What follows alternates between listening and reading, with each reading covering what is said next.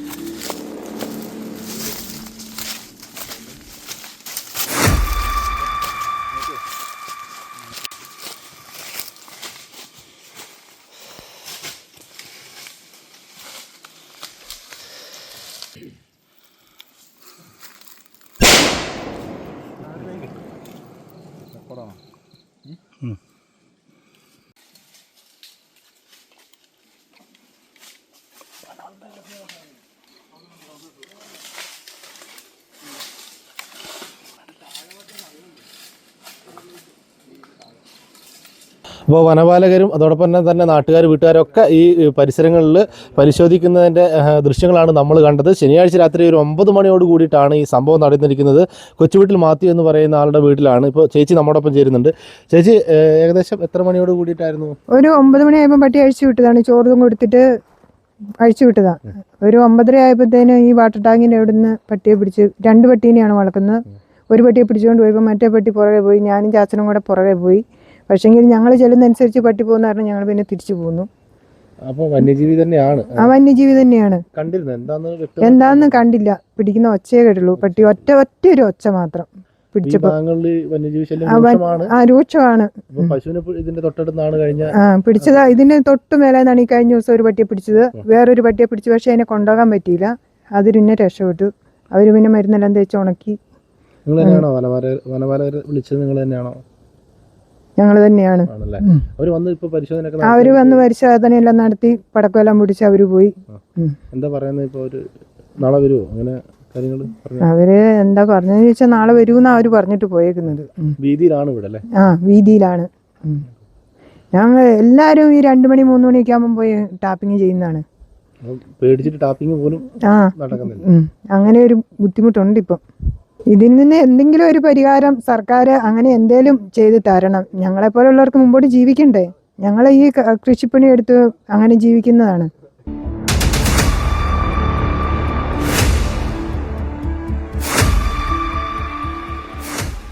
ഇതേപോലെ വീടിൻ്റെ തൊട്ടടുത്ത് തന്നെ വന്നു വെച്ചാൽ ഇതേപോലെ കടുവാന്ന് പിടിക്കാന്ന് പറഞ്ഞാൽ ഭയങ്കര സംഭവം തന്നെ ഇത് നമ്മൾ രാത്രിയെല്ലാം ഇവിടെ റബ്ബർ വെട്ടാനും അതിനും എല്ലാം ഇറങ്ങുകയും ഒക്കെ ചെയ്യുന്നത്. ഇത് വന്ന് ഈ രീതിയിലാണ് എന്ത് ചെയ്യും?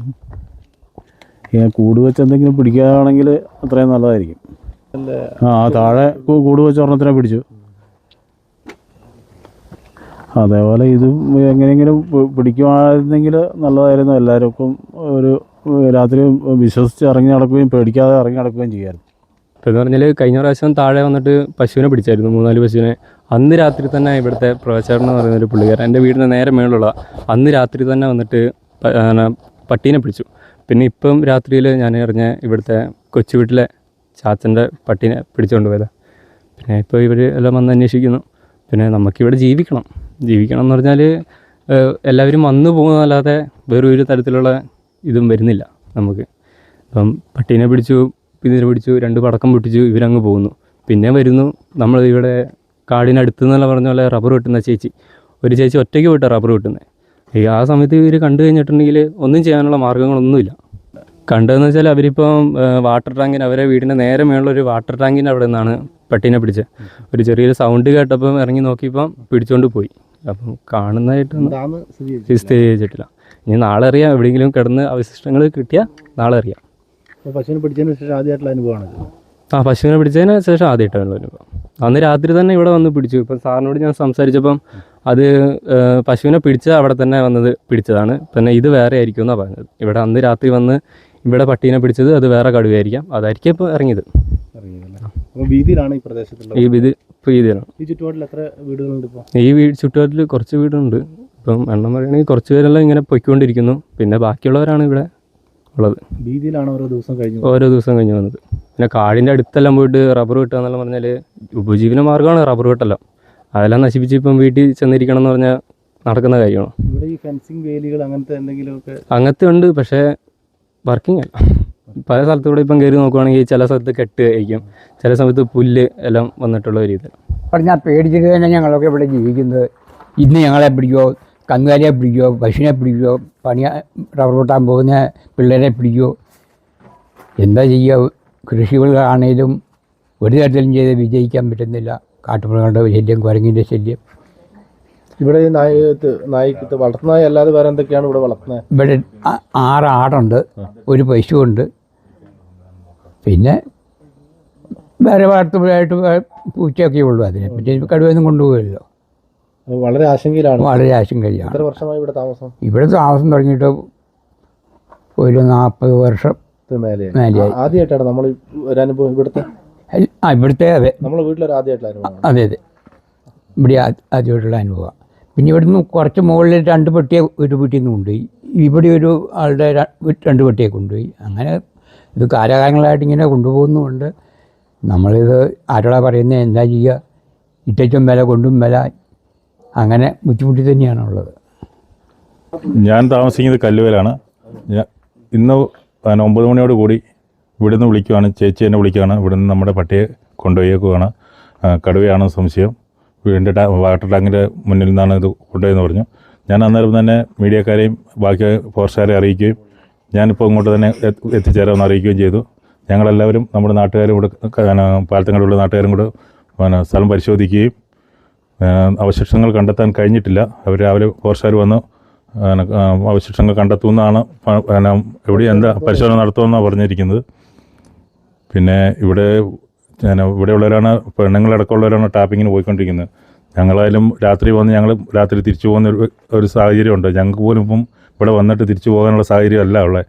ഈ രാത്രി വന്ന് ഞങ്ങൾ വൈകുന്നേരം വന്ന്, സാധാരണ ഇവിടെ വൈകുന്നേരമാണ് തിരിച്ചു പോകുന്നത്. ഇപ്പം ആന ഇറങ്ങുന്നു, ഇവിടെ കടുവ ഇറങ്ങുന്നു, നാളെ ഇവരെ പിടിക്കുകയോ ഇല്ലയോ എന്നുള്ള സാഹചര്യം. ഇപ്പം വീട്ടിൽ നിന്ന് തൊഴുത്തിൻ്റെ അവിടെ നിന്ന് ഒരു 50 മീറ്റർ മുകളിൽ നിന്നാണ് നായയെ പിടിച്ചുകൊണ്ട് പോയിരിക്കുന്നത്.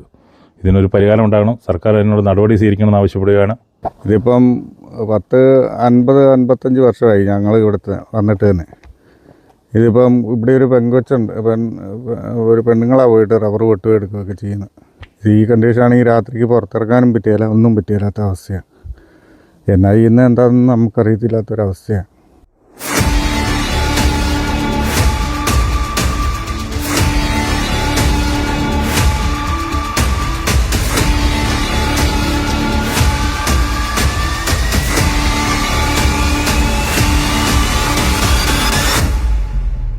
ദിനം പ്രതി പാലത്തങ്കടവിലെ ജനങ്ങൾ ഭീതിയിലാണുള്ളത്.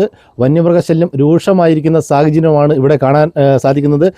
ദിനം പ്രതി വളർത്തുനായകളെ ഓരോ വീടുകളിൽ നിന്നും വന്യജീവി പിടിച്ചു കൊണ്ടുപോകുന്ന ഒരവസ്ഥയാണ്. ഈ വീട്ടിൽ തന്നെ, കൊച്ചു വീട്ടിൽ മാത്തുച്ചേട്ടൻ്റെ വീട്ടിൽ തന്നെ ഇപ്പോൾ 2 വളർത്തുനായ ആയിരുന്നു ഉള്ളത്. അതിനകത്ത് ഒന്നിനെയാണ് ഇപ്പോൾ വീടിൻ്റെ ഒരു 50 മീറ്റർ അകലിൽ നിന്ന് വന്യജീവി പിടിച്ചുകൊണ്ട് പോയിരിക്കുന്നത്. അതോടൊപ്പം തന്നെ ഇവർ പശുവിനെ അതുപോലെ തന്നെ ആടിനെ ഒക്കെ വളർത്തുന്നുണ്ട്.